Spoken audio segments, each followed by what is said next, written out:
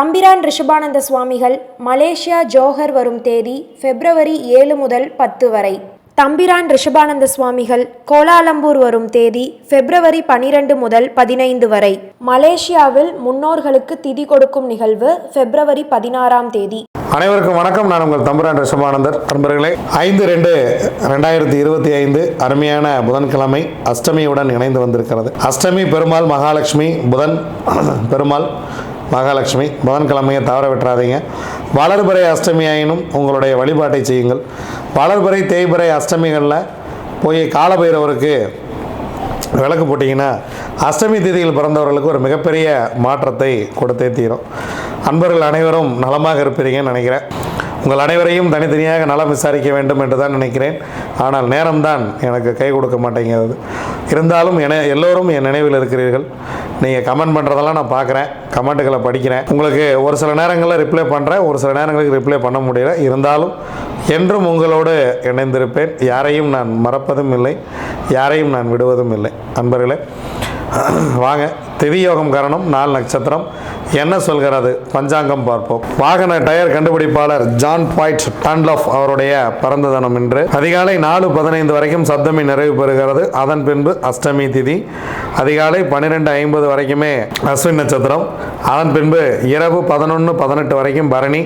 அதன் பின்பு கிருத்திகை நட்சத்திரம். 2:43 வரைக்கும் அதிகாலையிலேயே சுபம் நிறைவு பெறுகிறது. அதன் பின்பு சுப்பிரமம் நாமயோகம் இரவு 11:38 வரைக்கும். சுப்பிரமம் நாமயோகத்துக்கு யோகாதிபதி நட்சத்திரம் ரோகிணி, யோகாதிபதி சந்திரன், அவயோகி கேட்டை, அவயோகி புதன். அதன் பின்பு பிராமியம் நாமயோகம். அதிகாலை 4:15 வரைக்கும் வனிசை சூரியன் நிறைவு பெறுகிறார்.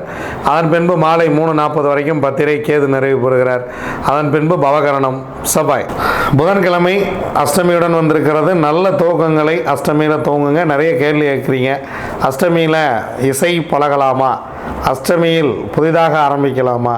அஷ்டமியில் எதை ஆரம்பித்தாலும் வெற்றி வெற்றி வெற்றியே. அஷ்டமி அளவில்லாத செல்வங்களை தரக்கூடிய ஒரு திதி. வாங்க, 27 நட்சத்திரங்களுக்கு உண்டான பஞ்சபட்சி ராசி பலன்களை பார்க்கலாம்.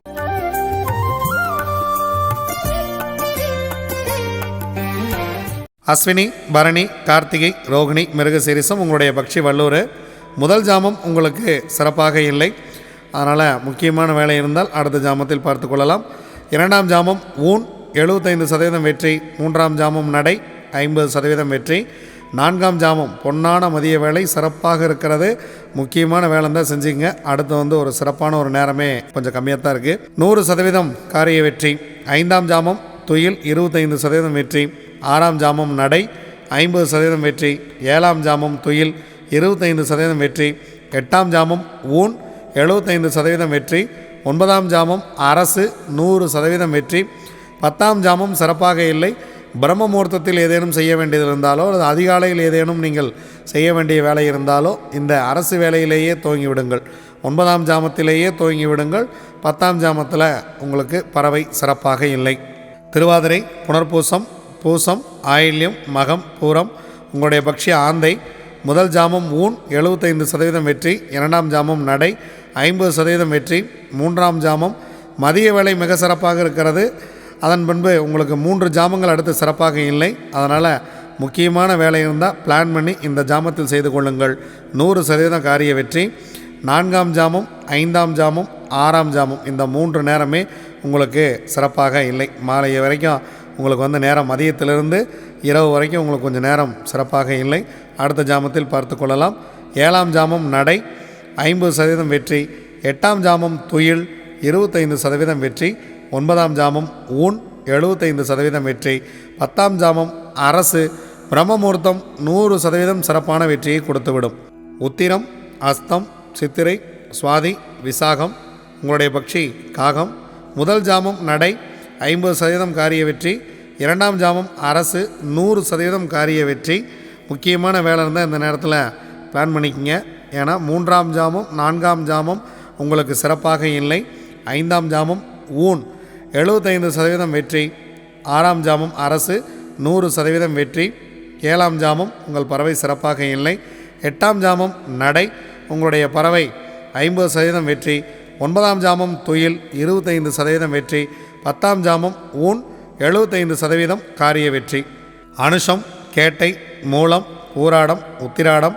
உங்களுடைய பக்ஷி கோழி காலையில் முதல் ஜாமமே பொன்னான வேலையாக துவங்குகிறது. அடுத்த 2 ஜாமம் உங்களுக்கு சிறப்பாக இல்லை. முதல் ஜாமம் அரசு 100% வெற்றி, 2ஆம் ஜாமம் 3ஆம் ஜாமம் சிறப்பாக இல்லை, 4ஆம் ஜாமம் ஊன் 75% வெற்றி, 5ஆம் ஜாமம் நடை 50% வெற்றி, 6ஆம் ஜாமம் ஊன் 75% வெற்றி, 7ஆம் ஜாமம் அரசு 100% வெற்றி, 8ஆம் ஜாமம் உங்கள் பறவை சிறப்பாக இல்லை, 9ஆம் ஜாமம் நடை 50% வெற்றி, 10ஆம் ஜாமம் துயில். பிரம்ம முகூர்த்தம் உங்கள் பறவை துயிலில் இருக்கிறது. அதனால் அதிகாலை நீங்கள் வாகனத்தை இயக்குவது அந்த மாதிரி முக்கியமான வேலைகள் ஏதேனும் இருந்தால் தவிர்த்து விடுங்கள். துயில் நேரத்தில் செய்யக்கூடிய காரியம் அவ்வளவாக வெற்றியை கொடுப்பது இல்லை. திருவோணம், அவிட்டம், சதயம், பூரட்டாதி, உத்திரட்டாதி, ரேவதி. உங்களுடைய பக்ஷி மயில். மயில் படுபக்ஷி. முக்கியமான வேலை இருந்தால் அடுத்த நாள் பார்த்து கொள்ளலாம். இறை வழிபாட்டை மேற்கொள்ளுங்கள். புதிதாக ஏதேனும் தூங்குவதாக இருந்தாலோ அல்லது உங்கள் வாழ்க்கையை மாற்றக்கூடிய விஷயமாக இருந்தாலோ படுபட்சி நாட்களில் தவிர்த்து விடுவது மிகவும் நல்லது. இதுவரைக்கும் 27 நட்சத்திரங்களுக்கு உண்டான பஞ்சபட்சி ராசி பலன்களை பார்த்தோம். வாங்க வியாழக்கிழமை எப்படி இருக்கிறது அப்படிங்கிறத பார்க்கலாம். நன்றி, வணக்கம். நான் உங்கள் தம்பிரான் ரிஷபானந்தர்.